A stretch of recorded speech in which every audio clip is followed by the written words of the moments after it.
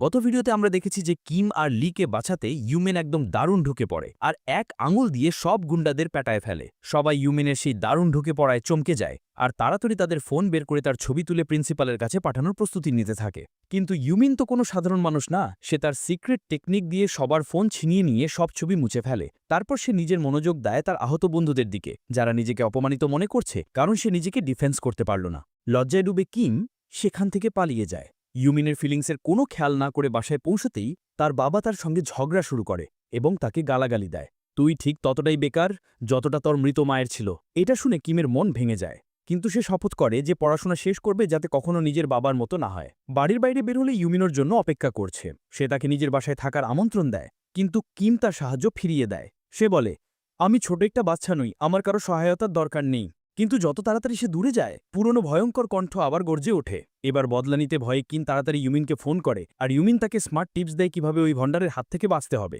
Kim একদম Ninja স্টাইলে সব পাঞ্চ মারে। ওপরে তাকালে দেখে ইউমিন ছাদ থেকে তাকে দেখছে। বারবার ভুল করার কারণে গন্ডারও অবশেষে ক্লান্ত হয়ে পড়ে আর তখনই ইউমিন চিৎকার করে, এটাই তোমার সুযোগ। কিম হাত তুলে এমন একটা অদ্ভুত পাঞ্চ মারে যে দুজনেই মাটিতে পড়ে যায়। এর ফলে তার ইউমিনের সঙ্গে যা মনের সংযোগ ছিল সেটা ভেঙে যায়। এখন বুলি তাকে পুরো জোরে মারতে শুরু করে যাতে সে আসার জন্য পচতায়। এটা দেখে ইউমিন দৌড়ে এসে তার কাছে যায়। তখন কিমের চোখের সামনে সব সেই দৃশ্য ফ্ল্যাশব্যাক হয়ে আসে, যখনই তাকে বুলি করা হয়েছে, যখনই তার মজা করা হয়েছে, আর তখনই তার ভিতরে একটা আগুন জ্বলে ওঠে। সে নিজের সব শক্তি জোগাড় করে একটা শক্ত লাঠি তুলে বুলির মাথায় এমন আঘাত করে যে সে অচেতন হয়ে যায়। কিম নিজে অবাক হয় আর খুশিও হয় যে আজ সে সত্যি কিছু একটা করল। ইউমিন তাকে নিজের বাড়িতে নিয়ে যায় যাতে সে আরাম করতে পারে। কিন্তু যেই তারা পৌঁছায়, ইউমিনের মা দরজার কাছে দাঁড়িয়ে থাকে। মুখে রাগ স্পষ্ট দেখা যায়, কারণ তার ছেলে আবার দেরিতে বাড়ি এসেছে। ইউমিন তার মাকে ভয় পায়, কিন্তু ধীরে ধীরে বুঝিয়ে দেয় যে সে তার বন্ধুকে সাহায্য করছিল। তার মা কিমকে বাড়িতে থাকতে দেয়, আর আশ্চর্যের ব্যাপার, সে কিমের যত্ন নেয় এমন যেমন সে তার নিজের ছেলে। আসলে সে সবসময় আরেকটা ছেলে চেয়েছিল, কিন্তু হয়নি। তাই সে কিমকে সেই ভালোবাসা আর সম্মান দেয় যা কিম কখনো তার নিজের বাড়িতে পায়নি, আর সেটা সে মন থেকে করে। সত্যিই ধন্যবাদ লাগে যখন দুই বন্ধুই একসাথে ঘুমায়। কিম বুঝতে পারে যে ইউমিন এত কঠোর পরিশ্রম করে পড়াশোনা করে কেন, কারণ তার বাবা একজন বড় এবং বুদ্ধিমান বিজ্ঞানী ছিলেন, আর তখন থেকেই তার উপর চাপ আছে যে সেও ঠিক সেই রকম হবে। এই জন্য ইউমিনের মা স্কুলের প্রিন্সিপালের সাথে দেখা করে এবং বুঝতে পারে এই স্কুল তার ছেলের জন্য ঠিক নয়। তাই সে তাকে সিওলের এক দামি ইনস্টিটিউটে স্থানান্তর করানোর সিদ্ধান্ত নেয়। এখন তার বন্ধুদের কাছে একটাই উপায় বাকি, তাদের প্রমাণ করতে হবে যে ইউমিনের জন্য এই স্কুলটাই সঠিক। এখন যখনই কোনো স্টুডেন্টকে সিগারেট পেতে দেখে, সঙ্গে সঙ্গে সিগারেট ছিনিয়ে নিয়ে বাতাসে পারফিউম ছিটিয়ে দেয় যাতে দুর্গন্ধ চলে যায়। তারা সবাই মিলে সিক্রেট এজেন্টের মতো হয়ে যায়। সিগারেট পানের মুখ ঢেকে রাখে যখনই কোনো শিক্ষক পাশ দিয়ে যায়, কিন্তু সব প্ল্যান ফেল হয়ে যায় কারণ মাটিতে সিগারেটের গাধা পড়ে থাকে। ঠিক তখনই ইউমিনের মা গাড়িতে বসে চলে যেতে গেলে সব বন্ধু গাড়ি থামিয়ে হাত জোড়ো করে বলেই যে প্লিজ ইউমিনকে নিয়ে যেও না, ও আমাদের সত্যিকারের বন্ধু। তারপরেও মা মানে, আর গাড়ি দ্রুত ছুটতে থাকে। কিন্তু হার মানা তো এই গ্যাংয়ের কাজ না। প্রফেসরের সাহায্যে সবাই তার পেছনে গাড়িতে ছুটে যায়, আর লিনা তার সব অনুভূতি জড়ো করে চিৎকার করে, ইউমিন প্লিজ ফিরে এসে। ঠিক তখনই সামনে একটা বাইক চলে আসে এবং তাদের গাড়ির অ্যাক্সিডেন্ট হতে না হতে রক্ষা পায়। এসব হওয়ার কারণ হলো কিছু মানুষ চায় না ইউমিন এই স্কুলে থাকুক। তাদের সঙ্গে লড়াই করা সহজ নয়। তখনই প্রথম রোজনা মনে পড়ে ইউমিন যে গোপন টেকনিক শিখিয়েছিল সেটা দিয়ে হাওয়ায় লাফ দেয় আর এক দারুণ কিক দিয়ে বুলিকে আঘাত করে। সেই কিক যে পেটে লাগে একটা পরিবর্তন নিয়ে আসে। তারপর লিনা গাড়ি চালিয়ে ইউমিনের কাছে পৌঁছায় আর সবাই মিলে তাকে বোঝায় যে সে কোথাও যেতে পারবে না, কারণ তার আসার পরই তাদের জীবনে আশা আর সুখ এসেছে। ইউমিনই সেই লোক যিনি এই স্কুলকে নিরাপদ জায়গা বানাতে পারেন। ওটাই যারা তাদের সব খারাপ লোক থেকে বাঁচাতে পারে। তার মাও প্রথমবার ভাবতে শুরু করে যে তার ছেলে একা নয়, ওর আছে সৎ বন্ধু যারা ওকে মন থেকে ভালোবাসে। প্রফেসরও তার প্রশংসা করে আর ওকে লিডার বানায় যাতে সে স্কুল থেকে বুলিং পুরোপুরি শেষ করতে পারে। কিন্তু ঠিক তখনই গল্পে আসে একদম চমকপ্রদ মোড়। একটা ঝুঁকিপূর্ণ গ্যাং স্কুলে ঢুকে পড়ে, আর তার লিডার জন, যিনি স্কুলের দ্বিতীয় সবচেয়ে শক্তিশালী ছেলে আর তার কাছে আছে আসল একটা গন, সে সবাইকে কিডন্যাপ করার আদেশ দেয়। আর যখন হিউম্যান অ্যাকশন নেবার জন্য যায়, তখনই সারপ্রাইজ, তার মা নিজেই এসে এক ঝটকায় গ্যাংয়ের এক সদস্যকে পেটে মারেন। কিন্তু জন হাসে, কারণ তার হাতে গন আছে আর সে সরাসরি টিচারের দিকে তাক করে। জনের গুলিটি সরাসরি হিউম্যানের মাকে আঘাত করে না, কিন্তু পাশের কাচে লাগে, যার ফলে কাচের টুকরোগুলো তার পুরো শরীরে ঘুকে যায় আর সে খুব বাজেভাবে আহত হয়। সঙ্গে সঙ্গে তাকে হাসপাতালে নিয়ে যাওয়া হয়, আর ইউমিন এখন নিশ্চিত হয়ে যায় যে এর পেছনে হানের হাত আছে। সেই ছেলেটাই যিনি স্কুলের সবচেয়ে শক্তিশালী এবং সবচেয়ে বিপজ্জনক স্টুডেন্ট। সে ওর থেকে বদলা নেওয়ার কথা ভাবতে শুরু করে, কিন্তু হানের গার্ড তাকে মাঝপথে থামিয়ে দেয়, আর হান উল্টো তার মায়ের হাসপাতালে থাকার ব্যাপারে মজা করে। ঠিক তখনই তার আসল নোংরা মনোভাব সবার সামনে এসে পড়ে। এরপর হান তার বডিগার্ডদের আদেশ দিয়ে যে ইউমিনকে শেষ করে দাও। সেই লোকজন তাকে এমনভাবে মারছে যে তার হাড়গুলো যেন কিমা হয়ে যাচ্ছে। সবাই ভাবছে এবার ইউমিন শেষ, কাজ শেষ। কিন্তু তখনই তার ট্রেনারের কথা মনে পড়ে, মনকে ফোকাস করতে হবে, একটাই পয়েন্টে। তখনই আসবে আসল শক্তি। আর তারপর কি হয়? ইউমিন উঠে দাঁড়ায় এবং নিজের ভালোবাসার শক্তিতে এমন কিছু করে যা কেউ ভাবতেই পারেনি। সে ফাইটিংয়ের নিষিদ্ধ মুভস ব্যবহার করে, কান ধরে, নাক ভাঙে আর এক এক করে সবাইকে দেখিয়ে দেয় যে ঘৃণা এই পৃথিবীকে জিততে পারে না। তারপর সে সরাসরি হানের দিকে এগিয়ে যায়, কারণ সব সমস্যা শুরু হয় ঠিক এখান থেকেই। এমনকি স্কুলের ডিরেক্টর যখন ছাত্রদের উৎসাহিত করতে আসছিল, হান ঝপ করে মঞ্চে উঠে গেল আর হ্যাংকে জোরে একটা ঘুষি মারল। পুরো স্কুল চমকে যায়। হ্যাংক পাল্টা একটা লাথি মারল আর দুজন মুখোমুখি দাঁড়িয়ে গেল। এখন আসল লড়াই শুরু হলো, কারণ হিউম্যান স্কুলের দ্বিতীয় সেরা যোদ্ধা, আর দুজনেই সবার ওপরে ওঠার জন্য লড়াই করছে। এদিকে প্রফেসরও কিন্তু চুপ করে নেই। সে স্কুলের হিংসার বিরুদ্ধে অভিযোগ দায়ের করে, ফাইল করে দেয়, কিন্তু ডিরেক্টর ওদের ডেকে ধমকায় যে এতে স্কুল বন্ধ হয়ে যেতে পারে, আর জোর করে স্টেজে উঠে মাফি চাইতে বাধ্য করে। কিন্তু স্টেজে গিয়ে সে মাফি না বলে একটাই সত্যি বলে যে এই স্কুলের শিক্ষা ব্যবস্থা পুরোপুরি ফেল হয়ে গেছে আর একদম তাড়াতাড়ি বদলানোর দরকার। সে বলে যে গত বছর এই স্কুলেই এক প্রফেসরের মৃত্যু হয়েছিল আর ডিরেক্টর ওই হত্যাকাণ্ড লুকিয়ে দিয়েছিল। ওই প্রফেসরের সঙ্গে ডিনার করেছিল আর তখন থেকেই স্কুলের ভিতরের হিংসার কথা জানতে পারে। তখন থেকেই সে ঠিক করে নিয়েছিল যে এই স্কুলটা বদলাতে হবে।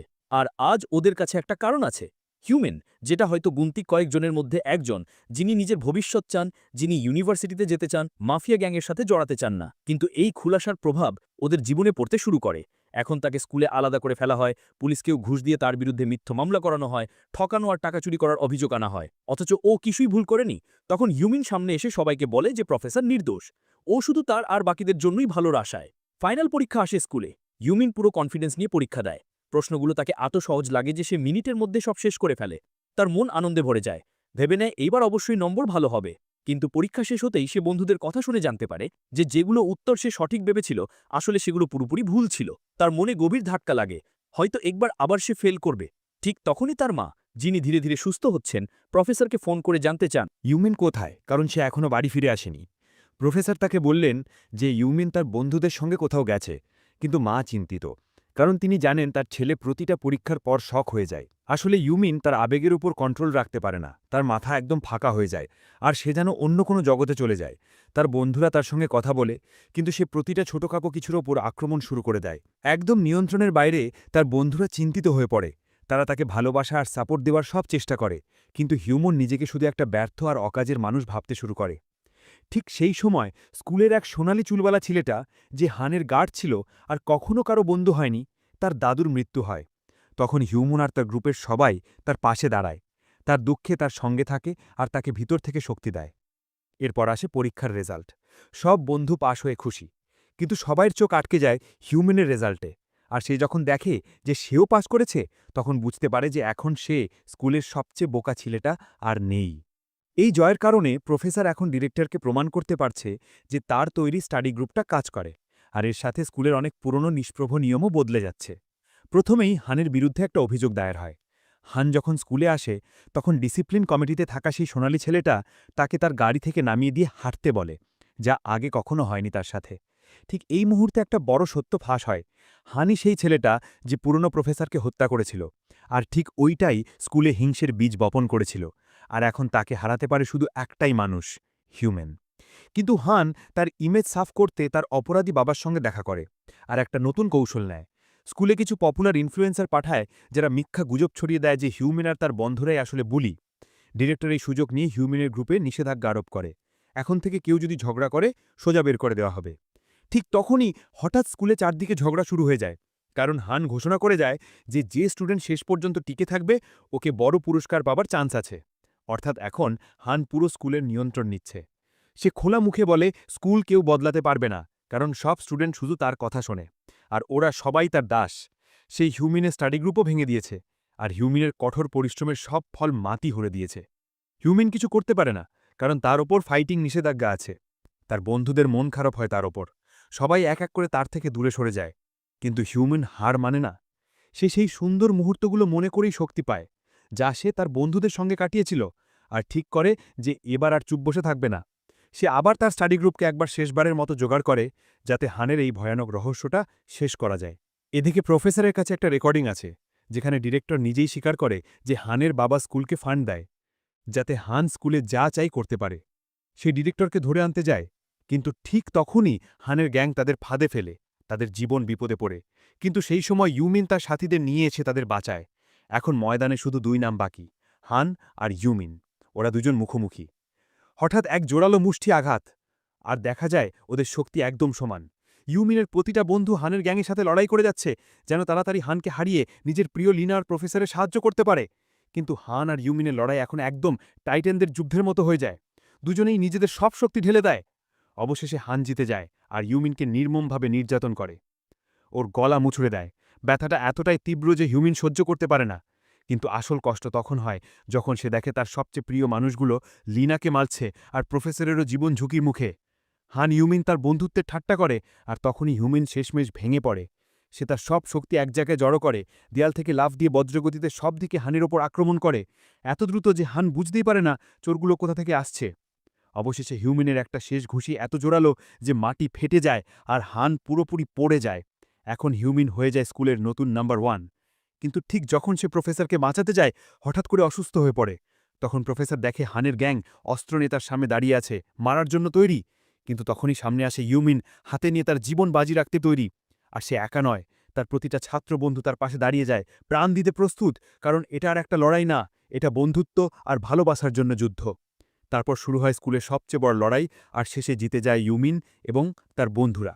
পরের দিন ডিসিপ্লিন মিটিংয়ে হানকে তার কাজের জন্য শাস্তি দেওয়া হয় আর স্কুল থেকে বের করে দেওয়া হয়। হান রেগি মিটিং ছেড়ে চলে যায়, কিন্তু তখনই বাইরে পুলিশ ওর জন্য অপেক্ষা করছে, কারণ এখন ওর বিরুদ্ধে হত্যার মামলা হয়েছে। ওকে সেখান থেকে সরাসরি জেলে নিয়ে যাওয়া হয়। ডিরেক্টরকেও ঘুষ নেওয়ার অভিযোগে গ্রেফতার করা হয়। সে একটা শেষ সিগারেট চান, কিন্তু প্রফেসর ওর থেকে সিগারেট ছিনিয়ে নিয়ে বলেন, এখান থেকে নিয়ম আমি ঠিক করব, সিগারেট কঠোরভাবে নিষিদ্ধ। ইউমিনো স্কুলের বড় পরিবর্তন আনে। সে সব স্টুডেন্টের ফোন থেকে ফাইটিং র্যাঙ্কিংওয়ালি অ্যাপটাই ডিলিট করে দেয়, যাতে এখন কারো মূল্য তার শক্তি দিয়ে না হয়ে বরং তার হৃদয়ের ভালোবাসা আর মস্তিষ্কের বুদ্ধি দিয়ে নির্ধারিত হয়। এইভাবে হিউম্যানের জীবনে একটা নতুন অধ্যায় শুরু হয় তার সেই বন্ধুদের সাথে, যারা তার জন্য সবকিছু। এখন যে কোনো সময় যখন সে দুঃখ অনুভব করবে, সে তার বন্ধুদের হাসিতে, তাদের কথায়, তাদের সঙ্গ পেয়ে আবার নিজের ওপর ভালোবাসায় ডুবে যাবে। কারণ একটা সত্যিকারের বন্ধু হলো সেই যে শুধু তোমার হাত ধরে না, তোমার হৃদয়ও ধরে রাখে। আর এইভাবেই সিরিজের সিজন 1 শেষ হয়।